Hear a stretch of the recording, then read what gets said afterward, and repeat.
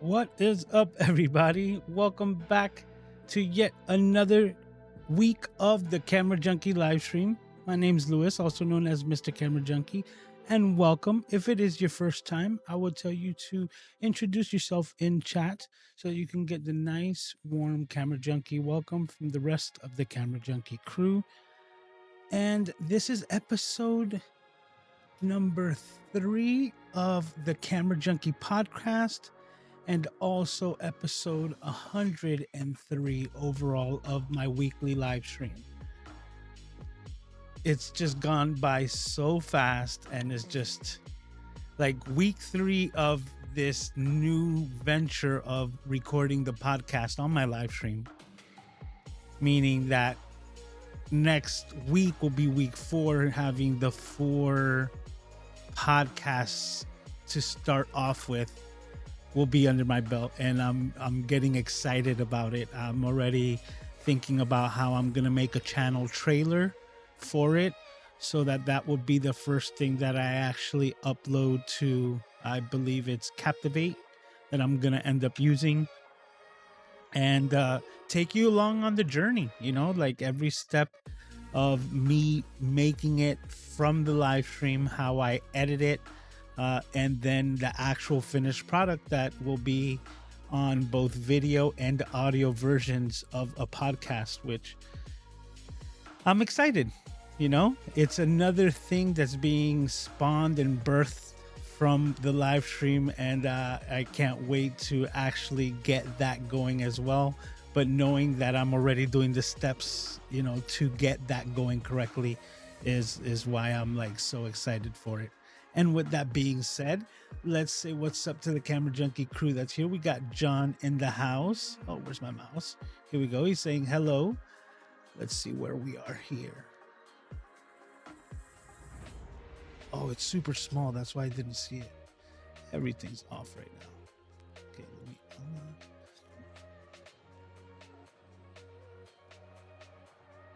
That's a good size there.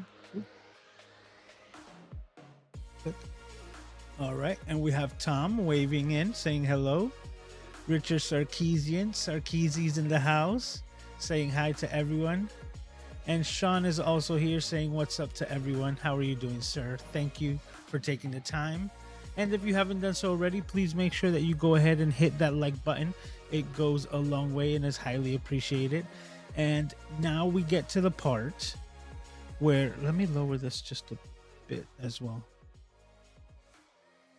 Just checking the levels there. Okay. With the power of Ecamm, which is what I'm using to do all of this, the music that you're hearing and that I'm hearing right now while I do this is still going to be recorded separate on a separate track through the isolated audio files from Ecamm. So when I go to repurpose the podcast part of this section, I still have full flexibility in editing out whether I want to be like deep breaths, ahs, or maybe a part that I just completely messed up on that I want to remove. There won't be like a jostling or a disparity of like noticing the difference of when the music was cut, not so much my speech pattern. But because it's separate, my voice will be on a separate track, allowing me to cut the audio on that completely separate, and then also giving me the power, if I wanted to also still add another completely different music bed to the podcast. But podcasts usually don't run that music. This is more like the live stream vibe, which I enjoy. I'm listening to the music just as much as you are, so I hope you enjoy it, because it's part of like the vibe that I like to provide here on the Camera Junkie live stream. But yep. Tom says smart move with the music. Yeah. And Kevin just snuck in and saying hello. Thank you for taking the time as well, Kevin. Thanks for stopping by. Now I'm going to get into today's subject, which is the Sony A7R V I. Some stats and some things that I pulled off on it. Not too much, not going Gerald Undone, but to give you my thoughts. And yeah, and let's get into it.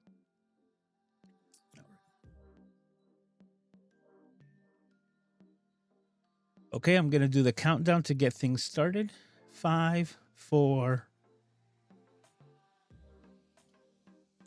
Hello and welcome to the Camera Junkie live stream. My name's Lewis, also known as Mr. Camera Junkie, and thank you for listening in once again. Today, I'm going to be talking about one of Sony's latest releases, the Sony A7RV I. Now, if you're unfamiliar with the R series, let me just give you a quick prelapse. The Sony has a variety of different subfixes on the A7 series, the A7S, the R, the standard, and they have the R7A, I believe that one was also made for astrology, but the R stands for resolution and has always been their higher megapixel sensor. So when they first introduced the 7 line with the A7 and the A7R way back in, I believe, 2013, the standard 7 came with a 24 megapixel and the R already had a resolution bump up to 36 megapixels. The next iteration was 42 megapixels, and also the Mark IV was also, actually no, the Mark III, the Mark II and the Mark III. So let me rewind that, you see, to edit. So the A7R Mark II and the Mark III both got spec bumps jumped to 42.2 megapixels, and the Sony A7R IV had a whopping 61.2. Now, the latest iteration, Mark V, that one is actually going to be 62.5 megapixels, like just a small spec bump, but basically staying within the same parameters. And this, I believe, has to do with overall file size. On top of adding the higher megapixel sensor and adding another, let's say, 20 to 40 megapixels, as it was rumored to be coming out with an 80 or even 100 megapixel sensor, I'm really glad that they kept it to this and added the specifications or the highlights, the changes to be in different areas within the body. So the 62.5 megapixels also has a new feature that allows you to uh, basically record your images in a compressed medium, low, and high setting, giving you a variety of file sizes at the end of the day. So it's going to be interesting to see exactly how the images render out in the lower, or better said, the higher compression settings to create a smaller file, to see how much flexibility you have with the images at that point. But it's something that I don't see that I feel that is made to cater to the people who want to use this camera on a more day-to-day basis and also have the capability of the 62.5, huge file sizes. It's almost like I analogize this a lot to cars, and it's almost like saying like having a Lamborghini or something, a very high exotic sports car, that you have all the power under the hood, but you don't always necessarily want to be using it all the time. Doesn't mean you need to be going 150 miles an hour down the highway, just because you have the ability to do so. You still have to abide by the rules. So when you want to go more speed limit, you have the ability to compress the files and give you more of a smaller file to play with. One of the newer features that they added to this camera is a new or an enhanced 5-axis stabilization. Now, this 5-axis stabilization is said to give you up to like a second of handheld ability, and what I'm trying to explain is to give your shutter even a second of time to be open handheld and still render what we would consider a sharp image. And if that were to be so, then this is next level. We're talking like that's just bonkers, because I already use my Sony A7R camera with the steady shot that's built in. So the older, and I let me correct myself, the A7R2. So we're talking about the older 5-axis stabilization in the steady shot with a OSS, or an optical steady shot lens, and that combination working in tandem gives me amazing b-roll and slow motion footage for my content handheld as is. And this is taking that even further. That is just basically gimbal like performance handheld, especially for video, because if you're talking about that you can handhold a photo for basically 1 second, that's the type of performance that I would be expecting out of this. But then when it also comes to photography, it still has a mechanical shutter that's running, giving you the ability from a 30-second to a 1/8000th shutter. It's also doing 10 frames per second in mechanical shutter and giving you 14-bit RAW in photos and even 16-bit RAW over HDMI. And little bit side note, it's also a full-size HDMI on that body, so that's also another added bonus. No micro or anything of that sort.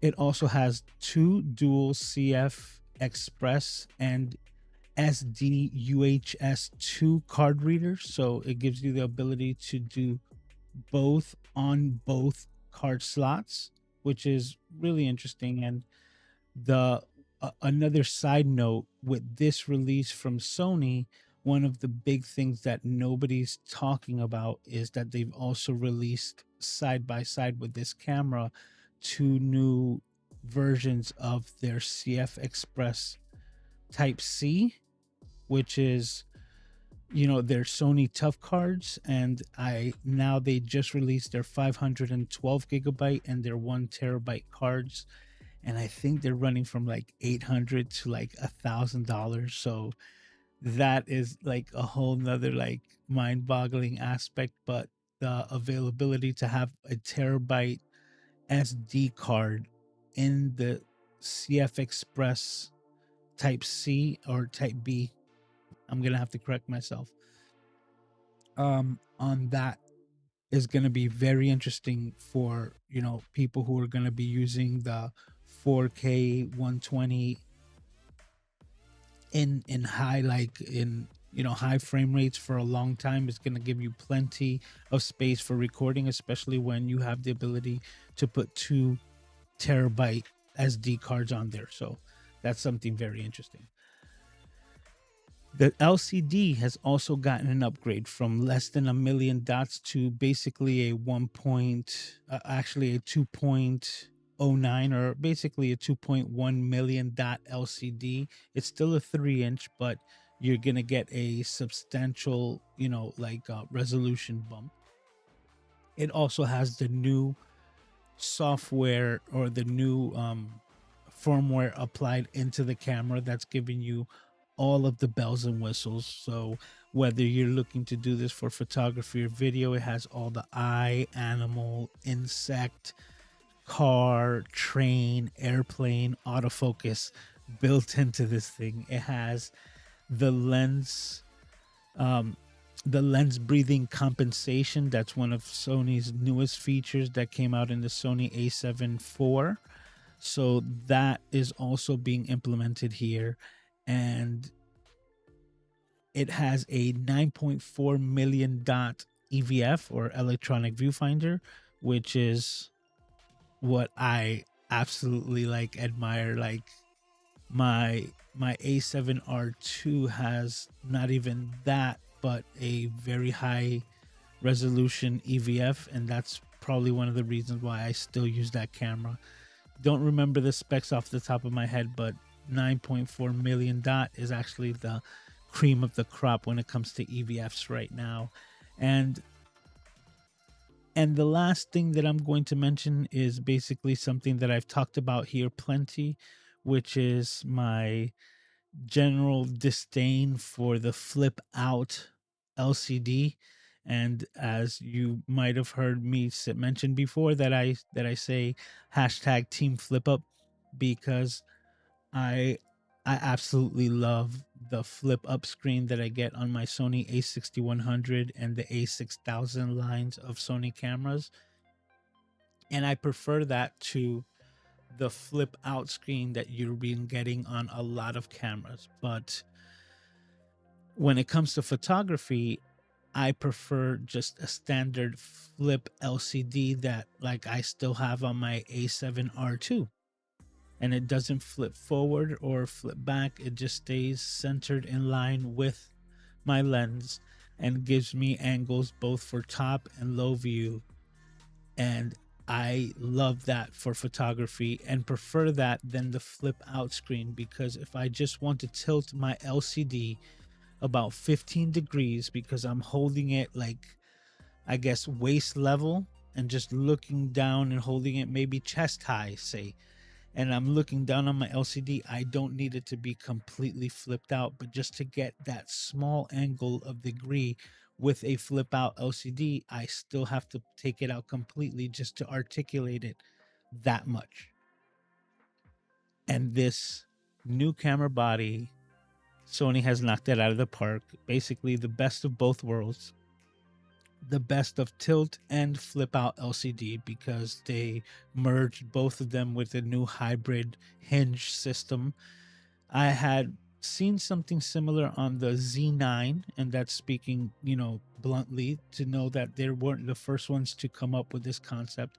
The Nikon Z9 has a similar type LCD, but it wasn't completely fully articulating to the front. It gave you like all of the axes and tilt back and forth, up and down on the Z9. But like I said, Sony took it to the next level, giving you full articulation.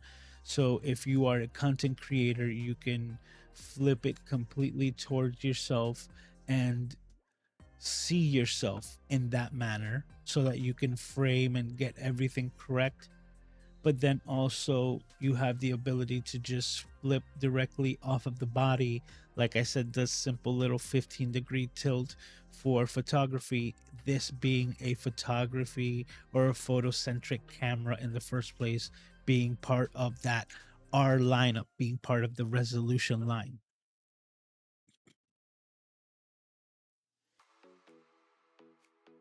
You see, this is all part of the editing, because right now I'm going to edit out this section because I really need water.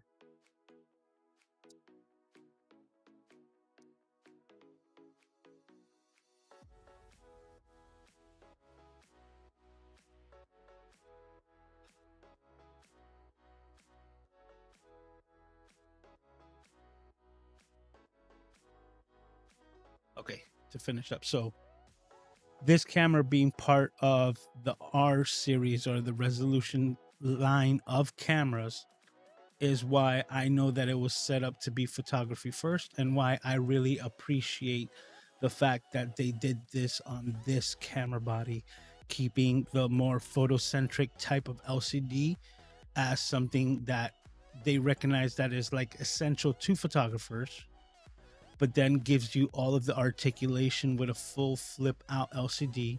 Which, one of the added bonuses of the fully articulating LCD is that when you go to pack your camera, you also have the ability to flip the LCD towards the body, leaving a plastic shell or a complete protector or case on your LCD, giving you less probability for scratches, cracks, dents, or anything on that, or any damage whatsoever on the LCD when it's folded in towards the body when you're packing it up for travel or just putting it away. So that's one feature that I've always given to the fully articulating or flippy LCDs. But like I said, as me being, more passionate towards the uh, more passionate towards the photography side of cameras, as a camera junkie, I there's a special place in my heart for just a standard tilt screen, and that's why I really like the full flip up screen of my A6100, like I mentioned before, because it gives me that simple 15 degrees and still gives me full articulation to allow me to see myself as a content creator, to be able to frame myself correctly and do all of the same things. And it's a system that I'm very happy with, but I have to, give credit where credit's due. And this new hybrid system, hinge system that they got going on is, like I just said, the best of both worlds. So big ups to Sony to see past both of them and give you the best of both. And I'm really excited for this camera. I'm going to see what is going to be my next camera. But one thing that I forgot to mention, which is when you do go to 4K on this camera, it jumps to Super 35 mode, meaning it does go into that 1.5 times crop, basically rendering the camera as a APS-C camera in 4K, which to me is one of the features that I love of my Sony A7R2 currently. That when I go to 4K, it goes into APS-C mode or Super 35, allowing me to use my less expensive but high quality APS-C lenses. So I can get a lot of the same focal lengths, but with a much smaller lens footprint. Because to get a 24 millimeter lens look on an APS-C camera or lens, it's going to be a much smaller lens than it would a 24 millimeter on my full frame. So that's another added bonus that I guess I see as a bonus, because when I do photography, I do go full out, high megapixel pixel peeping. But when I do my video, I'm very happy with the image and the quality that I get from Super 35. And the APS-C setups I really do like because of the convenience and size. You can get all of the quality when you put the glass before the ass. And when you recognize that the optics are more important than the camera body, you recognize that all of your favorite films were also shot on 35 or Super 35 millimeter film. So the quality and imagery and the highly sought after anamorphic, I just was running a blank, the super sought after anamorphic lenses were designed to squeeze the most out of the Super 35. So all of those high price cinema lenses are designed for a 35 millimeter lens. And that's where I lie, that's where I will put my chips, so to speak. So I was thinking about getting the FX30, but my heart sees that 9.4 million dot EVF, and I'm like, the A7R5 I think has my attention. It's got all of the good, and as of right now, I cannot find a complaint. I am really excited about this camera, and being that I'm already in the R line myself and have that camera, this one, like I said, really does have my attention. So that's it for my thoughts on the A7R5. I'm really excited about this camera. And with that, we're going to get right into this week's C.I.T.Y.S.G.A.W channels that I think you should go and watch. Let's see this.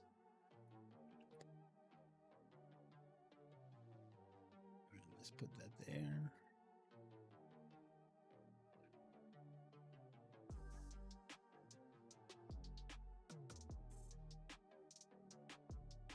And there we go. And this week's C.I.T.Y.S.G.A.W, let's close that out a bit, is none other than Mr. Manny Ortiz. Hashtag Beard Gang. I'm actually surprised that Mr. Manny Ortiz hasn't been on C.I.T.Y.S.G.A.W prior to this event. I'm going to repeat that just in case what the noise that Aiden just made came through.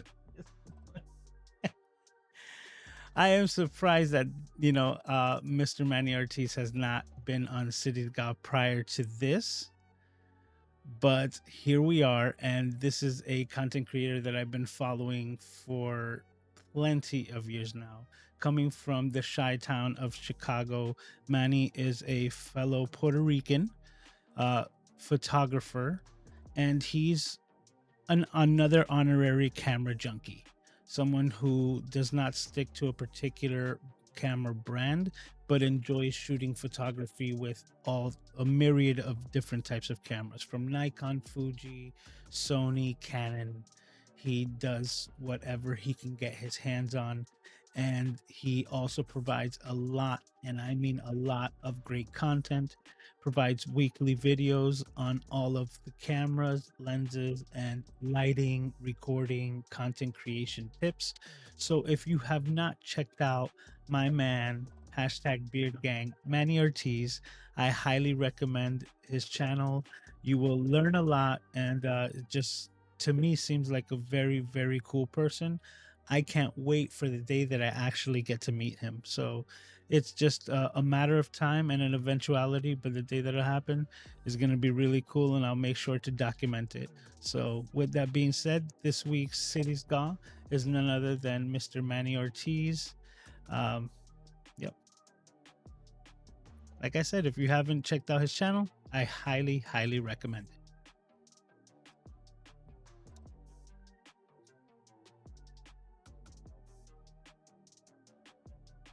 Did I have the C.I.T.Y.S.G.A.W thing the entire time?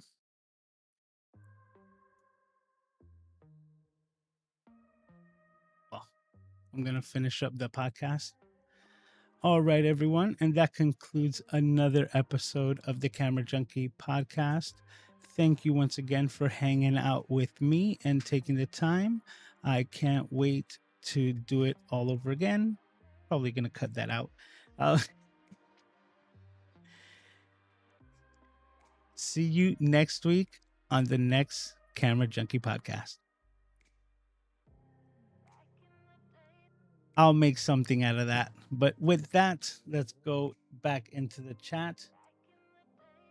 Let's see what's going on. Because when I'm doing these highlights of the, C.I.T.Y.S.G.A.W, I'm actually scrolling the web page here. So I'm actually not looking at Ecamm for like that minute that I'm going on my rant. So let me see exactly what happened here. Kevin says, I believe so. Oh, man. All right. You see? Hint, hint, guys. Ecamm, if you have not signed up for Ecamm, I would definitely tell you to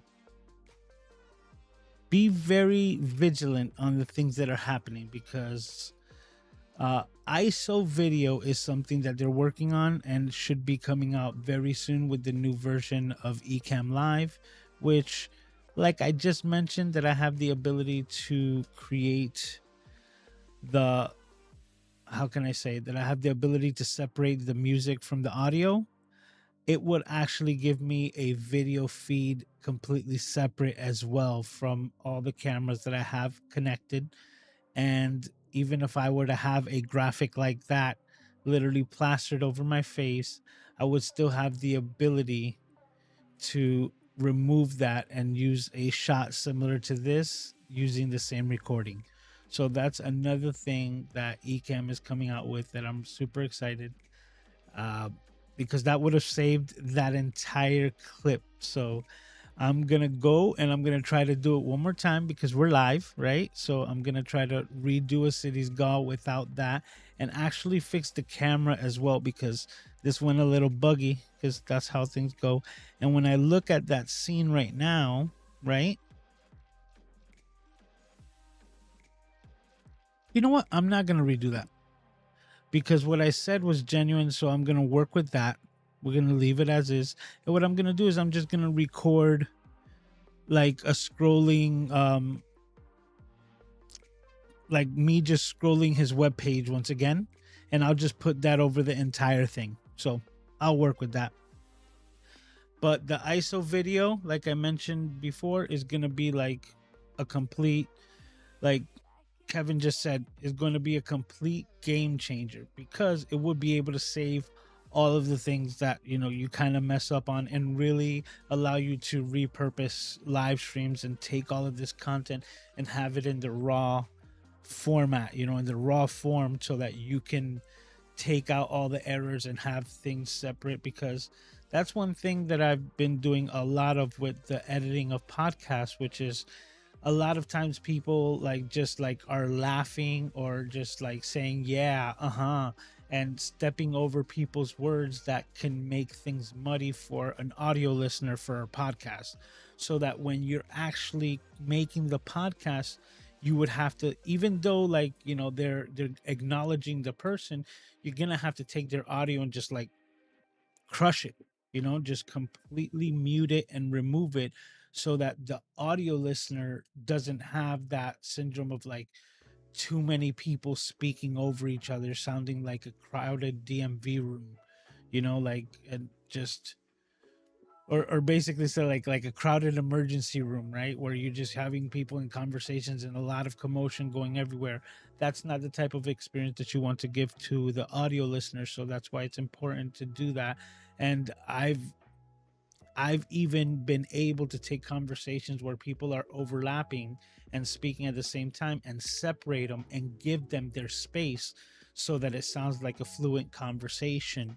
And it's completely done because I've been able to expand it, having the separation of audio files. So with having that ability in video as well, would just be that much more, like power that you have because of Ecamm. So if you haven't done so already, I would tell you to click my link and start your 14-day free trial of Ecamm.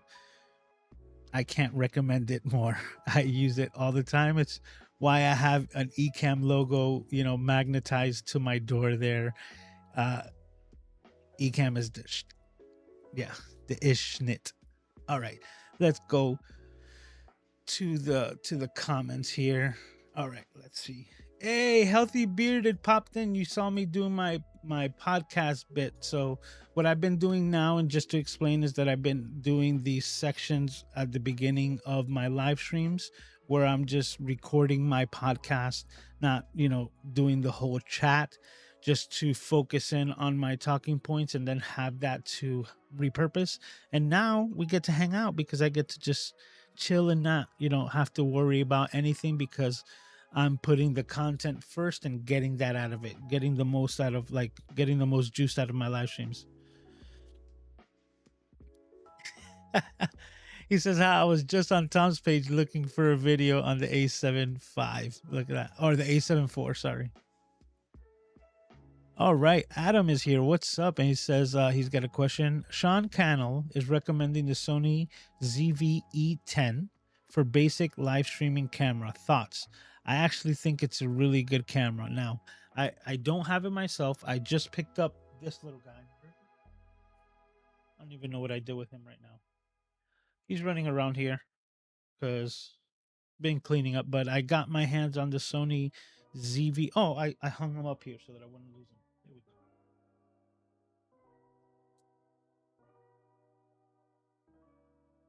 I got this little guy, the Sony ZV-1F, right? Now, the ZV-E10 is so much more camera than this, and I believe it's just $200 more, or maybe $300 if you get it with the kit lens. If you're already, maybe like me, that have already invested in Sony cameras and that you have those lenses and it's body only, I couldn't recommend that camera enough. A friend of ours, Diana Gladney, she actually made a video on her page, and Miss D, she sold her Sony A6600, which is Sony's flagship. It even carries a completely different battery type, which is the Z-type battery, which is the bigger battery that's used for their full frame cameras. That one's on the A6600 with internal image body stabilization. with in-body image stabilization, IBIS, right, or steady shot built in. The what I like, the flip up screen, the hashtag team flip up. It has like all of those features. It was their flagship camera. And when she got her hands on the Sony ZV-E10, she sold it. She's like, I'm not using it. And I go to this little guy, and she's converted. She's gone to team, flip out instead of flip up, right? Um, so she likes that aspect, and also that it's touchscreen for certain menu items, that it gives you the ability to change certain settings from the front side of the camera instead of having to go deep into the menu constantly behind it. Um, so there's a lot of benefits. It is the E mount. It has the new active stabilization. It also has the gyro stabilization. So if you decide to, use it as a run and gun camera, you have the ability to crop in a little more to have an active stabilization in the actual footage, or you can just use it and record all of the information and do it through Catalyst Browse in post, which tends to give you better results. But I've been trying it out myself on this little guy because this one also has the gyro stabilization. So it is the first time that I'm playing with Catalyst Browse in that aspect.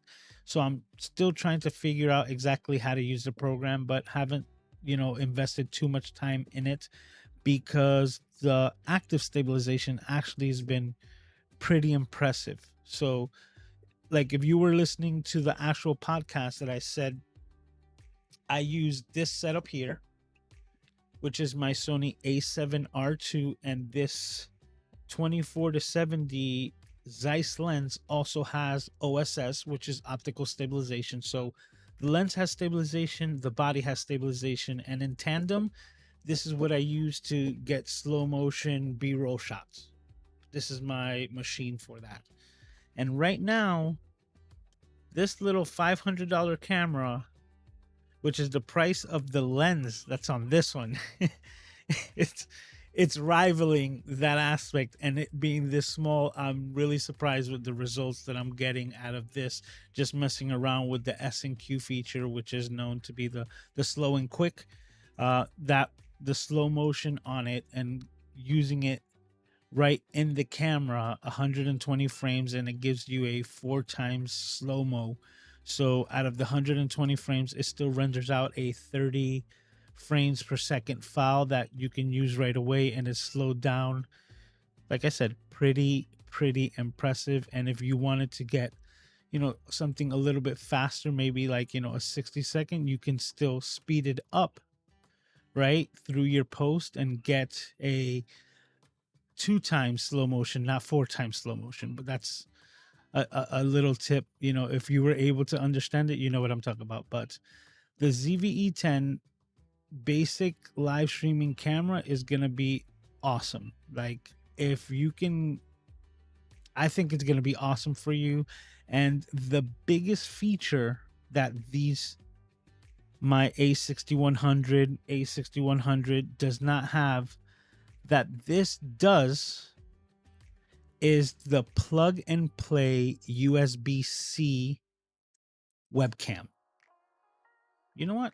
Let me see. Do I have? Yes, I do. I'm going to be able to demonstrate it right now. Let me grab this cable here.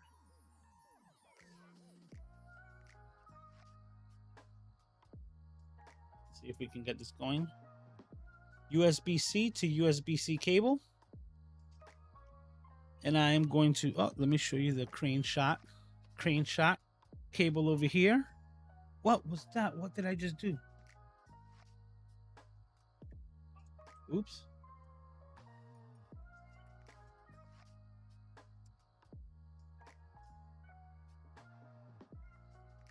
Okay. What was it? Okay, I hit F11 on my keyboard on accident, and that took all my cameras, and it took everything on my desktop and disappeared. So I didn't know what was going on. Okay, To show you, I'm plugging it into the first USB slot right there. Okay, so USB.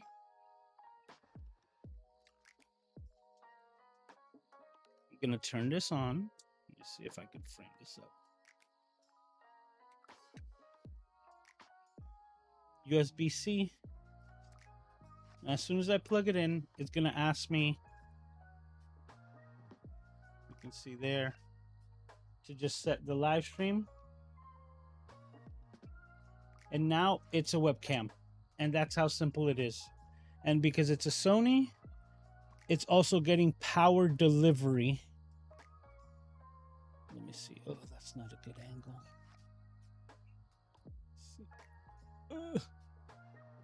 You see how jank it is right there? Okay.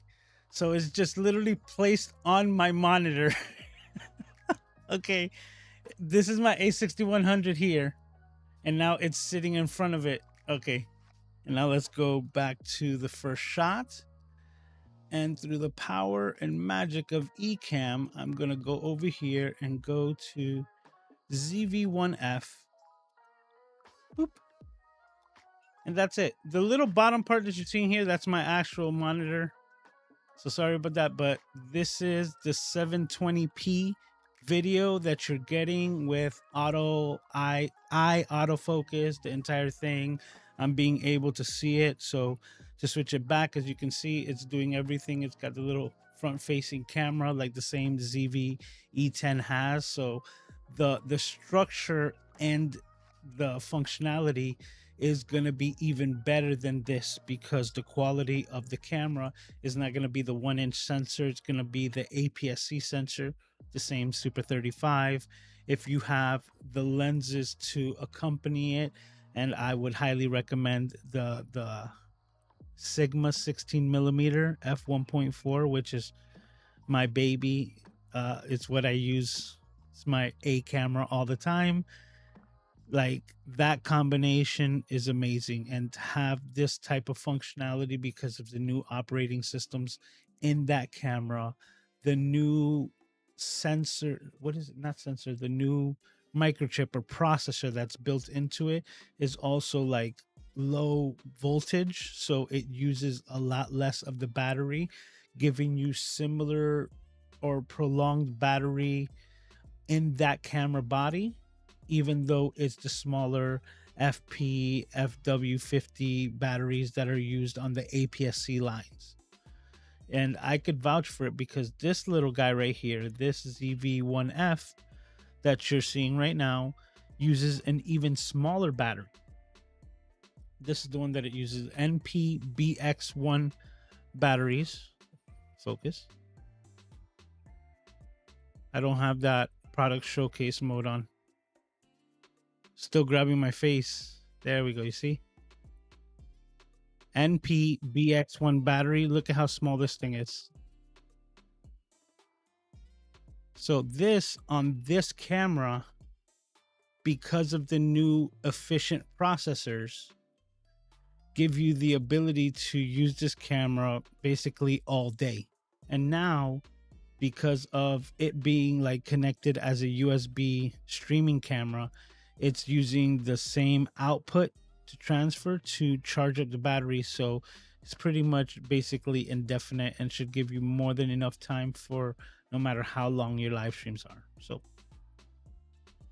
I might end up using that whole thing as another piece of content as well, just because I went on a tangent to explain how this works. Okay, so now I'm gonna go back to my A6100. Okay, and that's how easy it is. You're seeing the afro. You're seeing what I call the mic fro on the ZV1F. Boop. So Sony is really killing the game right now with their new software and with giving you the options that you're really looking to get. You know, all of their new cameras have that USB-C, you know, feature, including the A7R, the A7R5, the A7 IV, a lot of these cameras, and also the ZV-E10 and the new FX30.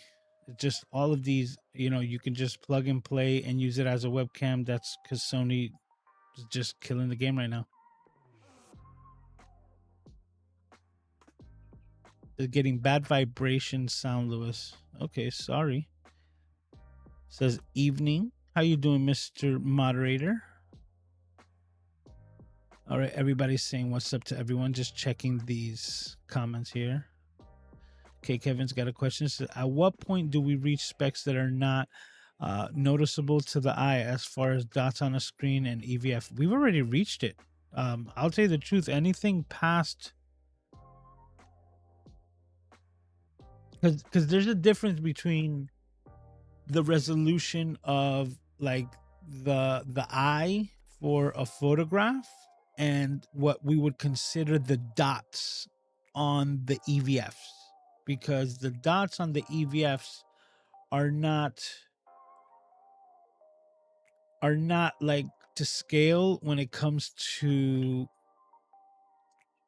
how we resolve images. So for example, the dots on the screen are not like 1-to-1 ratio with megapixels. That's the better way to explain it. So it's not like that 2.4 million dot EVFs equate to, like 6 megapixels. It's not even that, because to give you the best example, we reached that with the iPhones. Apple, instead of trying to continuously increase, like the pixel density of their phones, and it's a great example because they basically are DPI, right, or dots per inch, or PPI, pixels per inch, and what they classified it is Retina. So once Apple reached Retina display, it basically got to that point of the viewing aspect, right? Of how much can the human eye resolve, because to that point, through the OLED Retina screens, you can't discern the lines in between the dots or pixels, however you want to call them. And then when it comes to what the human eye would render when it comes to digital photography, anything past 12 megapixels is there. So that's why for the longest time, it's funny that I bring up the iPhone, but for the longest time until this new iPhone 14, they never went past 13 megapixels, because nothing above that would be discernible by the human eye.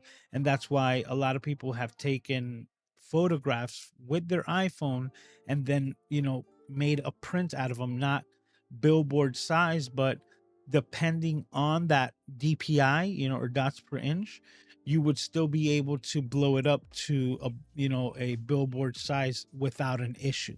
But they were still able to just make standard photographs and have people not be able to notice the difference between a higher megapixel, like DSLR or mirrorless camera, and an iPhone once it's been printed onto, paper, because the resolution has at that point to do with the printer and the paper itself, and not the camera that it was taken on, because that's the medium that you're going to be using to see the image. So as long as you have a sharp image at either point, anything past 12 megapixels is no longer discernible by the human eye.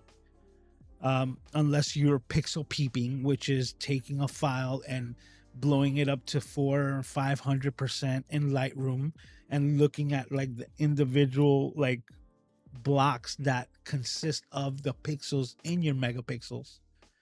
And then that's when we call that pixel peeping, but discernible to the eye.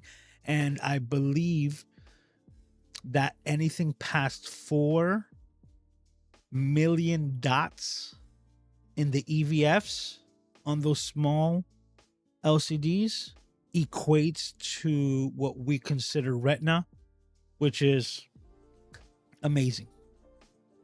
And this 9.4 million dot EVF is like IMAX on your camera. So when you think you're just seeing like this image that's just everywhere. It's just awesome. So I that was just going to B&H and seeing it on the, because that same 9.4 million dot is the one that you find on the A7S3. So just put it on there and you're just looking at it. It's like you just glue it right here and glue another one, and then just have two of those so you can see the world that way, because those EVFs are freaking amazing. That's why they have so much data on there, so much color, and I believe the refresh rates are at 120 frames per second, that the images look larger than life right through the viewfinder. Just amazing. Tech for your needs. Nano is in the house. We're getting close to that time. Says, in other words, is calling your name. Okay. Yes. I guess you're talking about the camera. Yes, definitely. This R camera, the R line is what I am a pixel peeper. I do it because I like it, right? And I enjoy it a lot more. Well, I just enjoy it because I love the details that I get in photography of people, portraits, and also just like landscapes and things like that. It's just having all that data and also giving you a lot of flexibility to adjust your images in post. Because what I do is I'm able to shoot a bit wider than what I want my final outcome to be. And because I have so many like megapixels, I know that I can like zoom in, crop into the image and still get more than enough of the, applicable, more than 12 megapixels, more than 13, and anything that could be printed or rendered out that way.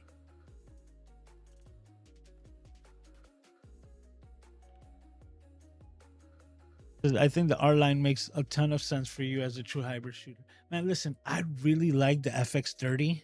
Not like no crumbs about it. But the no EVF, man, it kills me. Like, it just does, because people could complain, right? About like, oh, I'd rather have none, but yo, give me a piece of junk EVF like on the A7C, right? That so many people complain about it. I know it's not the best, right? But if you call that junk, give me that junk. You know what I'm saying? Like, and that's just me. That's why that's another camera that is interesting, but with the new this new camera's got my attention. Like it says, like Tech said, it's calling my name. We still saying what's up to everyone. How you doing, Sammy? Hanging out here, saying what's up to everyone.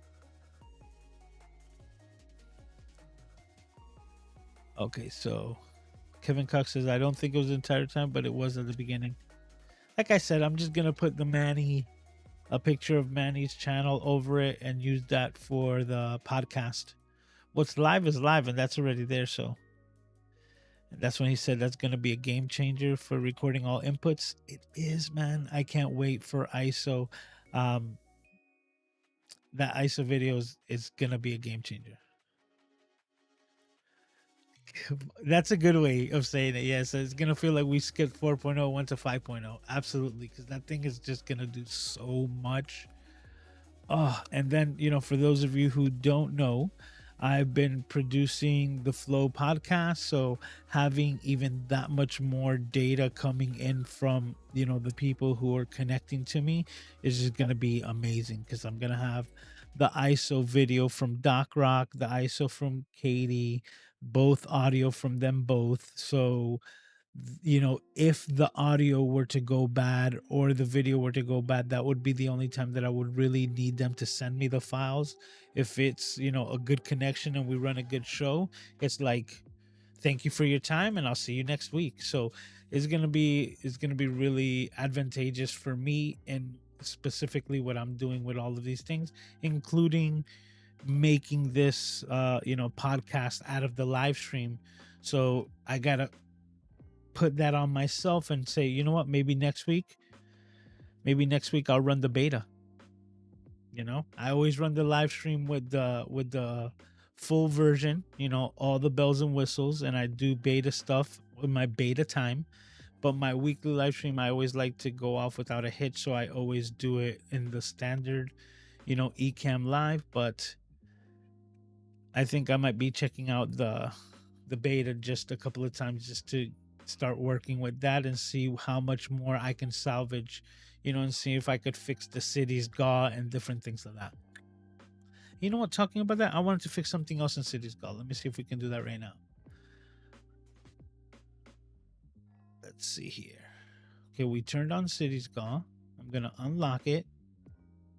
Yes, I wanted to bring it down, and I threw it on the ground. Okay, so that's about as low as I can get it. And I'm gonna relock it,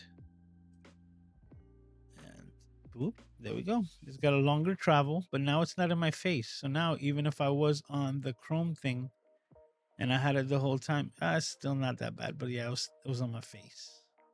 And you see, this is another thing. This is what's a little wacky. Here we go. Let's change this camera to that camera. There we go. And that's what it was supposed to look like as well. So that's what I'm saying. So the fact that I was side facing it and the fact that I had City's face on it, you understand? That was like two strikes. I'm just gonna put Manny's like webpage and throw it on there for the edit. And me talking about it is just like a reminder to my editing self to make sure that that's what I do. All right, so let's go back to number one here. All right. Sammy has a question. It says, I did a 7-hour shoot today. That's awesome. It says, I used the ZV-E10 and it was plugged in with the USB-C. I had some battery issues. Any tips that would work better? In that aspect, I would tell you that you're probably going to be looking still for a dummy battery. So like I said, it's almost indefinite, but not indefinite. And that goes for pretty much everything. So for example, this is my main shot, and this main shot I shoot in 4K, and in 4K I have it connected to the dummy battery. So it's on all the time because I shoot it in 4K. This one over here, this one is 1080.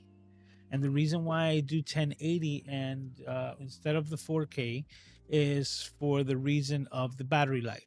Now, if I were to be shooting 4K out of this camera right here, what ends up happening is that the 4K would just exceed a little bit more than what the USB micro, because this isn't USB-C, the USB micro is giving it through the trickle charge. So it has a full battery at 100%.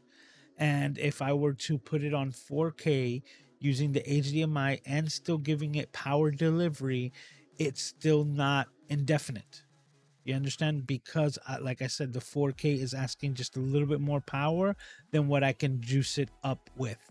But bringing the 4K down to 1080 then gives me the ability to run the slower trickle charge, and the amount of power that the camera is exceeding is less than what I'm being able to provide. So now this camera like this can run indefinite as if it were on a dummy battery, just like this main shot is in the 4K. So that's how I am able to bypass that. So when you're dealing with a 7-hour live stream, I would tell you to, if you can, attempt to try to do the trickle charge in 1080, right? In 1080p, high definition instead of 4K. But if you need to use 4K, then you're going to need to use a dummy battery.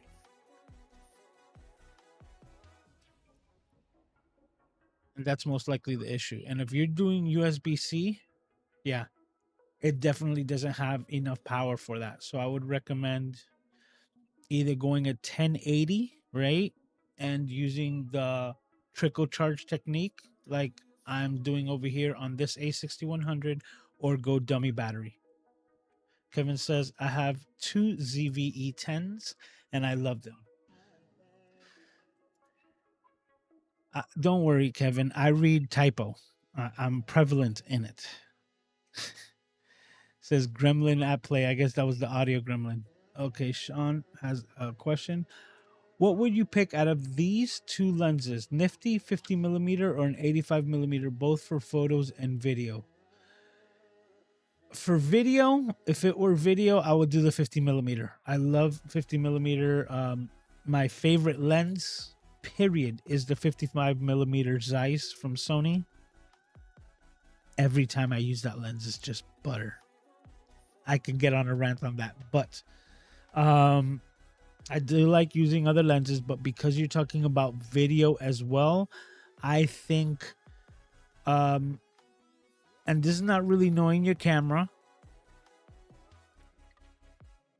but that would definitely have to do with the difference, because this is the whole thing. With the 50 millimeter and a camera like this, you're effectively getting both.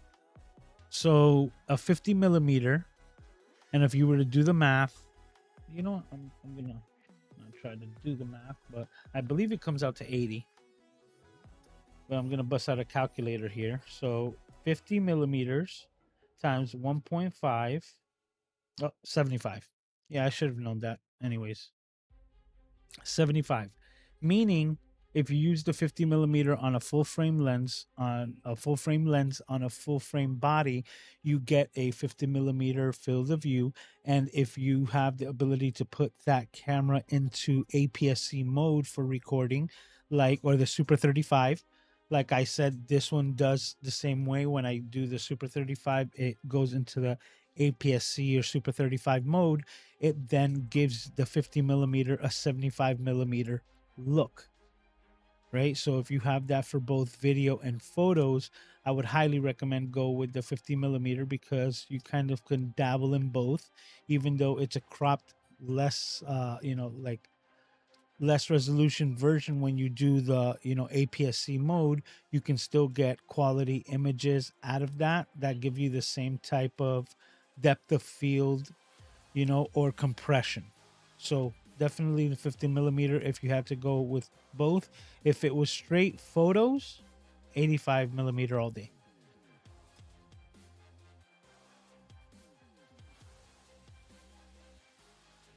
Sammy said, wow, I might get that camera.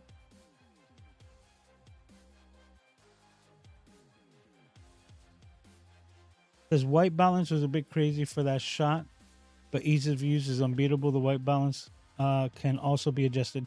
It can be adjusted, on that camera, but it wasn't really set that way. Yeah, so it was literally just plug and play. And probably, let me check. It probably could have looked better. Yeah, it would have looked better if I would have had it in, like basic intelligent auto mode. But I did have it in manual mode, which I had it set up for outdoor white balance or outside white balance, daylight, and this is not that. So that's definitely what you're seeing. Marine X says door kicked in. What's up, man? How are you? Says I might want to get the ZV-1F for my company as a pocket camera. Dude, I'm liking it more and more every day, And I was even talking to Doc Rock today, and he's got this whole like setup on his iPhone, and he's got this cage, and it's about this big right now, and it's his older iPhone, so it's his iPhone 13 or 12, an older model that he's not using as his active or current phone. So it's literally just a content creation machine, and he's kitting it out, which is really cool. But right now, the video that I'm working on is the microphone test of this little guy, and I'm comparing the onboard 3 capsule microphone with the Rode Video Micro and the Slint, just basically like one of these Amazon lavalier microphones, with different microphone settings to basically put it through its paces. And I'm really surprised on the built-in microphones. They work very, very well. And the fact that it's like this small and convenient and like compact, and it's not my iPhone, that's something that's really, it's just surprising how big of a factor, right? The fact that when I go to use this to create content, I'm not being distracted by an Instagram post or a notification or a missed call or one of these red bubbles that you're trying to take off on your phone. You're not being tossed into TikTok. You're not doing any of these things when you're not recording on your phone. And that's, I think, the biggest surprise for me. um I mentioned it on one of the previous videos that I made about it. It's keeping me more in the creative mindset. And for those of you who can, right, everyone talks about the flip up, flip out screens so that you can actually see what you're doing, right? That's And what I like about this camera is that I found that you have the ability to turn it on and record with the cover closed, so that even the LCD or the image of myself doesn't distract me from focusing in on the lens. And having this little thing, this, like, to give you an example, that's it. Like, that's all I see. And that is like super cool for me to just have something to speak to and be like, you know what, I'm just want to like record this thought and start becoming more acquainted to vlogging, because it's something that I'm not used to, but I'm trying to do more of because of this camera. And I guess in a nutshell, the camera is inspiring me to vlog more than any iPhone ever has. So I guess I'll just leave it with that. Sony ZV-1F. Surprising little camera. All right, let me get through these messages here.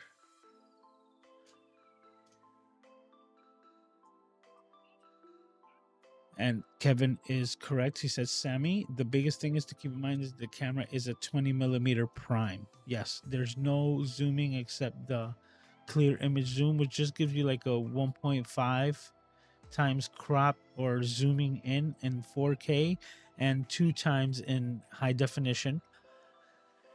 And that's about it. But yeah, I actually think that it's wide enough for the vlogging. Some people still might not think that that's wide enough, but then do I have it here?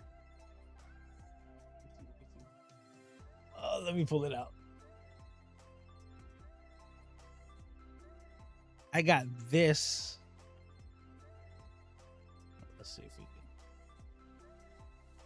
Come on, focus.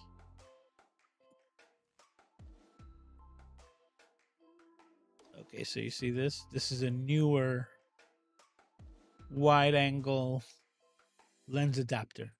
So this is basically one that I've had for years before the Ulanzi one came to be popular. But basically a lens element, as you can see, wide angle lens adapter. And they were putting these on the ZV-1Fs that had, an extension.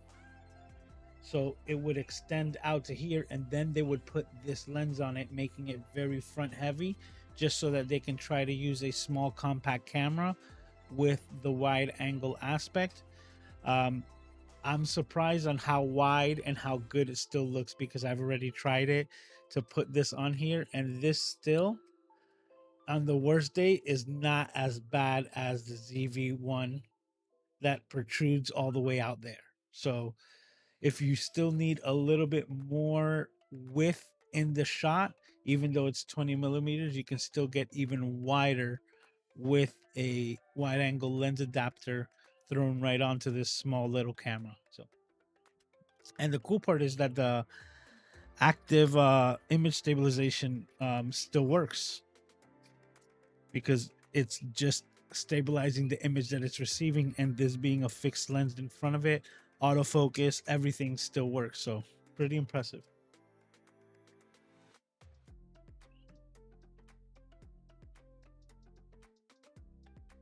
All right.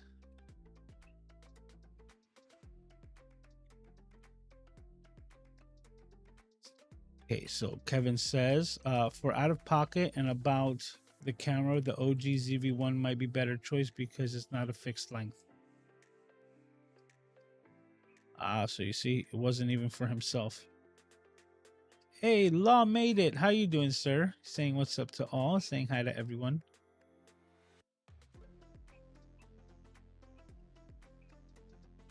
The olive shorts I'll be making an ISO video. Yes. And could you imagine? You know what? I just thought of that.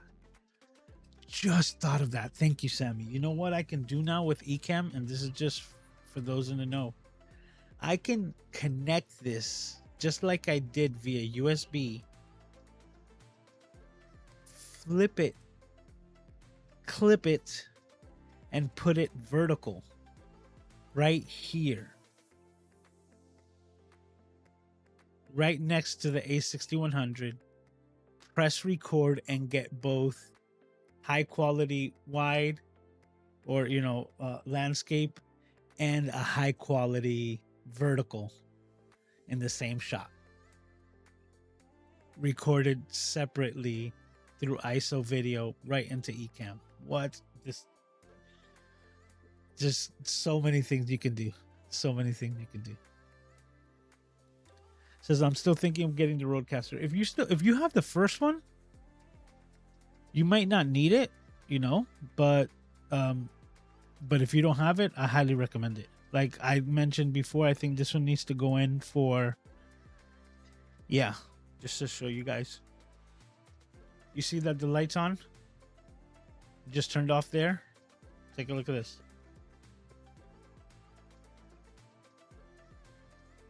At my desk. and the sounds go off by themselves. So it's gonna have to go in for RMA, right? It's gonna have to go in for a little TLC, but I'm dreading it already because I absolutely love this thing. This thing is awesome. It does so much for me, and I'm like, oh man, I'm gonna have to connect something else, right? I'm gonna have to connect something else just to send this in so that I can get taken care of, so it can go to the doctors. And I touch it, and the sound effects are going off. That's why I had no sound effects or nothing else, because they can just be going off at any time. Says it's just so big. Then I will tell you, if you don't need all of this extra stuff, you might be looking into what I have to replace it, which was what I use in my mobile unit. And to talk about that, I haven't even finished editing that video. That is something that totally slipped through the cracks.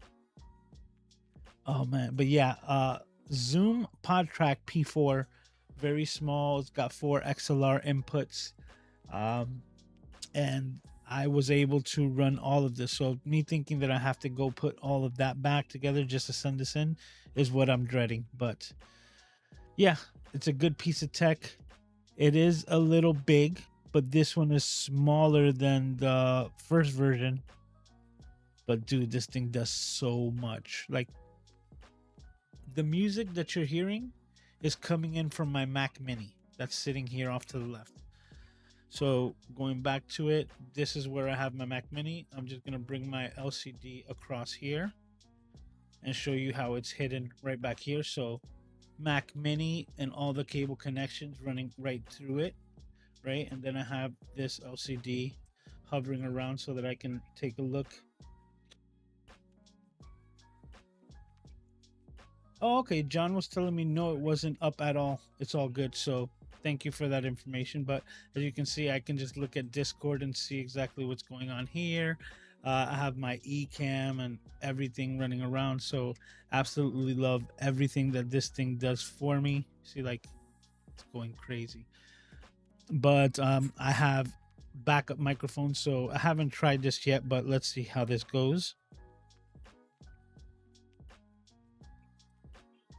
So now we're not listening to me through this microphone. We're hearing my overhead boom microphone. And yeah, it's definitely going to be sounding a lot more airy, right, in the space. And I can't even hear it myself. Let me see. But yeah, I could hear the the sound or the noise cancellation software and the noise gate working a little bit more because of the surrounding background. But it's still my backup. So all of this, from a push button or just basically anything like that, I have the ability to control and swap out, bring back, you know, the SM7B or whatever microphone that I'm using, bring up the music.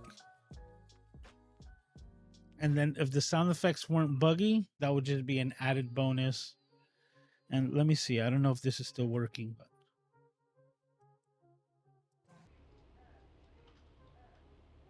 Yes, this is still working.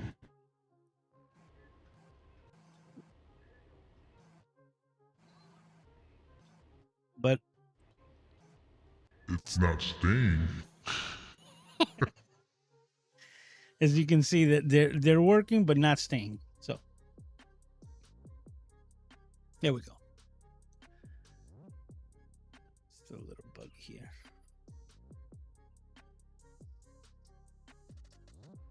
Okay. At the just over broke.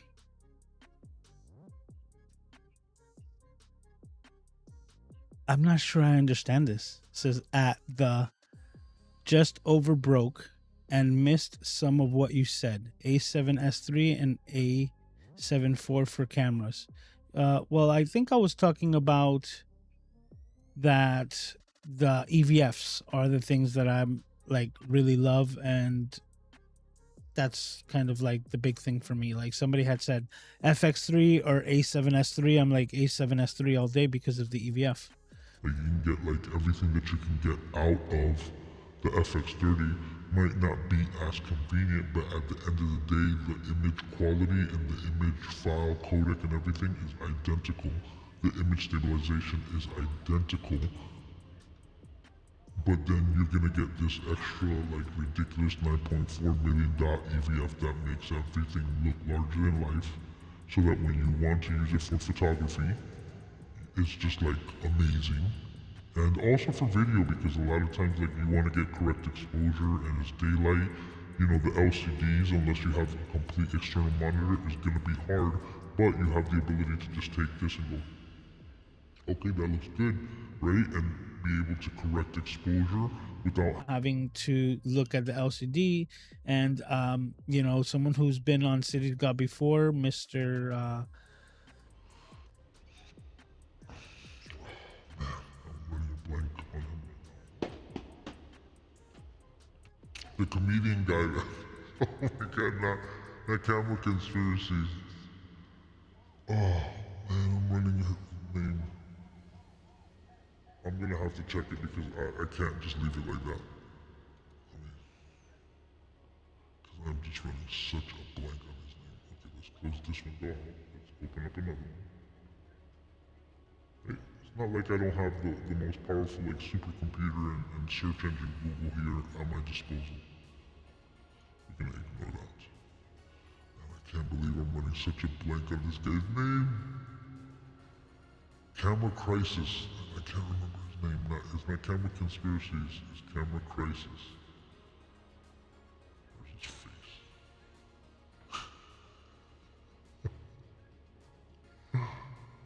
Oh. Where are you, dude?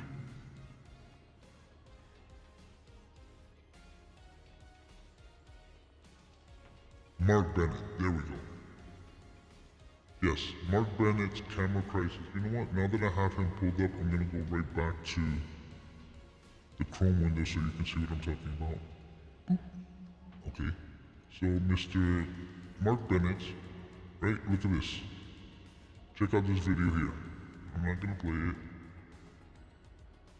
But as you can see, no EVF, no problem, right?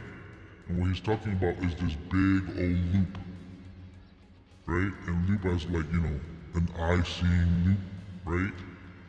You know, what you use for jewelry and different things like that. So that's basically what he connected to the back of the LCD so that because he knows the value of having like the EVF and being able to record that. So it's like, hey, the camera didn't come with one, so let's attach this big honking thing that doubles the size of your camera and extends it out like this way, and now you're looking like 1980s 85 millimeter film with this big thing. Just Like the only thing missing is the actual reel like attached on top of it.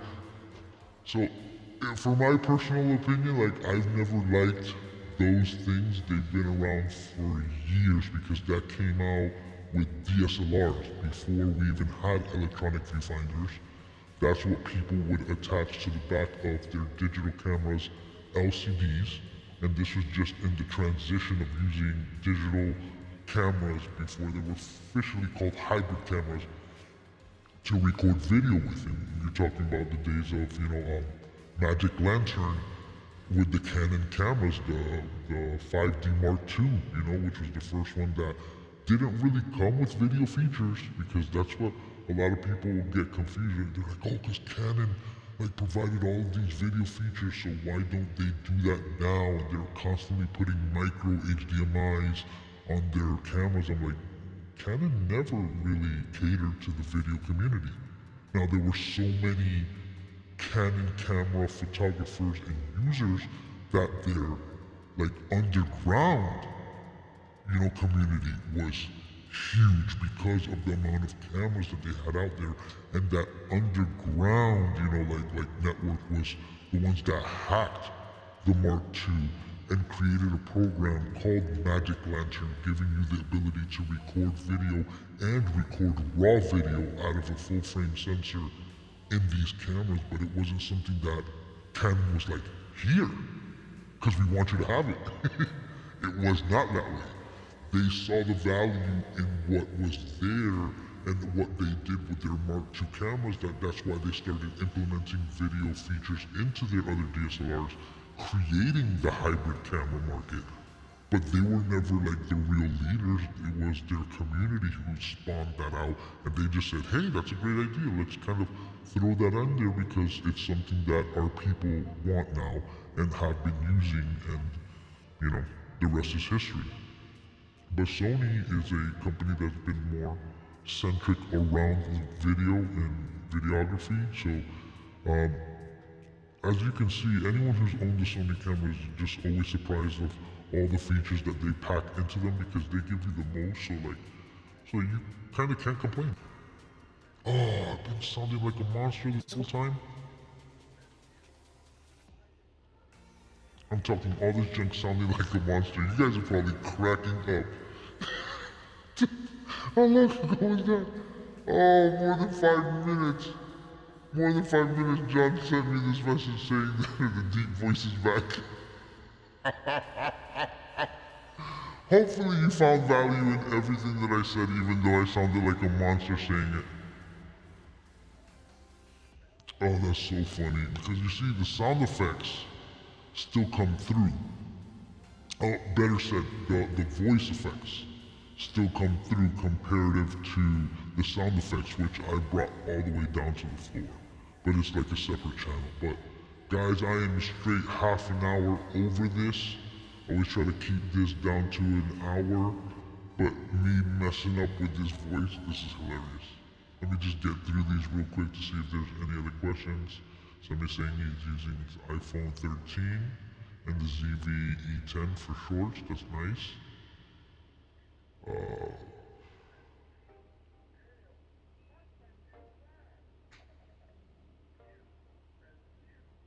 Somebody says the biggest video I filmed so far on my ZV-E10 is 30K last weekend. 30K views? That's cool, Sammy. That's amazing. That's great. I just want a tiny camera, but it looks,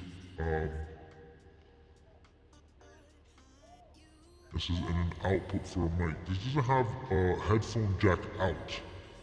It doesn't have that. Sammy, but, it does have a microphone in, so I don't know if that helps.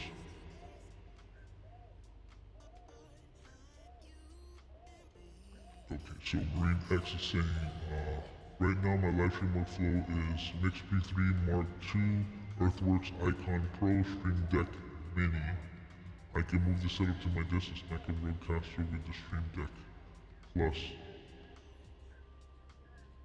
It might be an idea. It just had a show that's supposed to be streaming after Oh, then I'll probably see if I check it out. But there is UFC as well, man. I gotta check what happened in what's it called, in Las Vegas.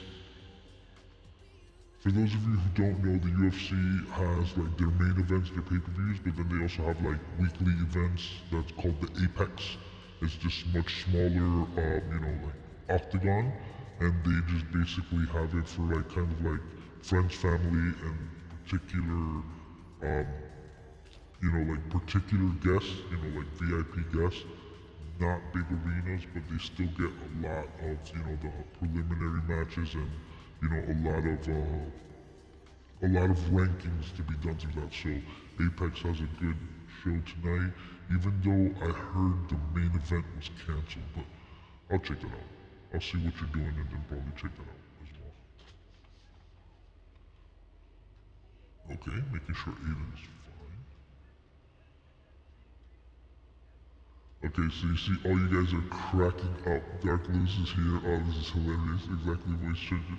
It initiated itself, it did. And then it says Casey? No, you see, because when I was talking, it wasn't Casey, it was this guy. It was Camera Conspiracies, and that was the video that I literally was talking about. Instead of like putting something like that on an FX30, like think about that, like a $1,700 camera, right off rip, and then you're buying this plastic. I digress. I would not be putting that. That's why I'm really hesitant on that, because I am a viewfinder guy. So even for video, I'm a viewfinder guy. Man, this thing got stuck on the crowd, and I'm seeing all these messages of you guys cracking up. I'm like, I knew it. I was like, you guys are probably cracking up if I was like 5 minutes deep on this dark voice. Like, look at this, like, I never realized Lewis had such a deep voice. All I've seen is like laughing emojis. This is hilarious.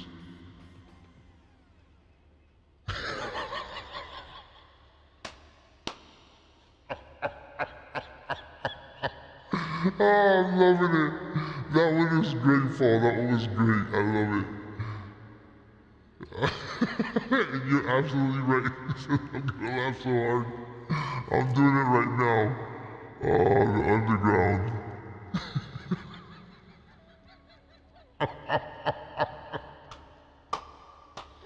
I'm loving all of these comments, man. Oh, this is too funny. Oh.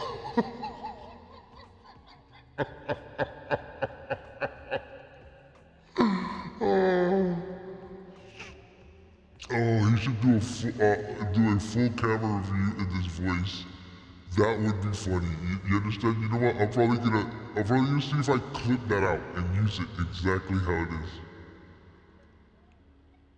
Says it's brick. No, it's not brick because it still works, but there are some things that are happening. The other thing that it does more than anything, right? Like right now. Like I don't have an overhead to show you, but right now, it's not recognizing my SD card. So, to show you, let me see if I can show you the overhead. If we can see, and I don't know if we can show it yet, like that with my hand, the button is blue. It's supposed to be green so that I'm ready to record, but it's not recognizing my SD card, which I just pulled it out right there. So, it does that it doesn't recognize. It does the self-activating button. And then sometimes when I go to shut it off at night, it gets stuck on stupid, and it's like 1 second from the final road bar to go like this so it can shut off, and just stays there, and I have to unplug it. So I know, since I got back from Plum Island and all of that stuff, it has not been acting, 100%, but I do have to put it in for the RMA. I'm gonna miss it. So 7 minutes, yep. Oh, this is gonna be funny.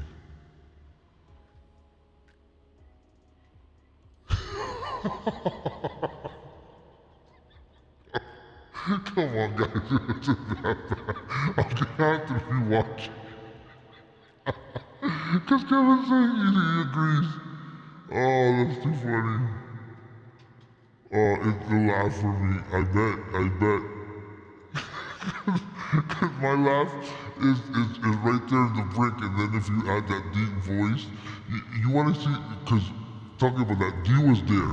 I think you were there on Miss Dee's live stream, and she had me cracking up talking about that she wants to use this at church and use that voice and start asking people to come to the office, like Pastor something, or Deacon Jones, please come to the office. She had me dying, and look, and it's so funny that it happens to me just because I was mentioning it. Oh, that is too funny. And the reason why it happened is just so that you understand, like, it triggers itself, so I turned off all of the sound effects and I have it low. But once I switched Is the second page of this, right? Even though I'm seeing level up and the crowd, like, see, like just like that, like just talking about it, it activated the voice like it did right there. And now this is the funniest thing that could have happened on the stream. It says, yeah, the particular one. Yeah, I know it's mine, but like I said, I really don't want to give it up because it's like I'm gonna miss it. I use it so much. Robert's in the house saying 104 next week. Amazing. Yeah. Can't wait. Says there's a few things it's not recognizing. Exactly. Sir Officer, I haven't used anything. All right, guys, but with all the fun and games, thank you for hanging out as always. I always appreciate you guys and your time. We're going to be doing it all over again next week. The topic of the podcast, I'm not sure, but I'll figure it out because there was something that I wanted to go over, but I did want to talk about this camera that's piqued my interest today, and get that out of the way. But yeah, we're just going to continue to rock and roll. Episode 103 and episode 3 of the MCJ podcast, or the CJP, Camera Junkie podcast, right? So episode 3 is wrapped up. Like I said, next week I'm going to be working on episode 4, then the trailer, and that's going to be the next proceedings and to see what we do. But one thing that you can count on is that I'm going to be here, even though it is the holiday weekend, and happy holidays for everyone who's celebrating. I wish you the best on your, Thanksgiving Day if you're going to partake. But even though we have Black Friday and that whole thing, I am still going to be doing my Camera Junkie live stream. So it's not going to go off, or it will be going off without a hitch. No problem. So if, as always, I can't wait to see you all here next week, 10 o'clock Eastern Standard Time. I'm still getting used to saying that. Okay, so 10 o'clock Eastern Standard Time, we're going to be here doing it all over again. And I can't wait to see your amazing faces as we bring in the next episode. So thank you all for hanging out. Take care of yourselves and each other, and I will see you next time.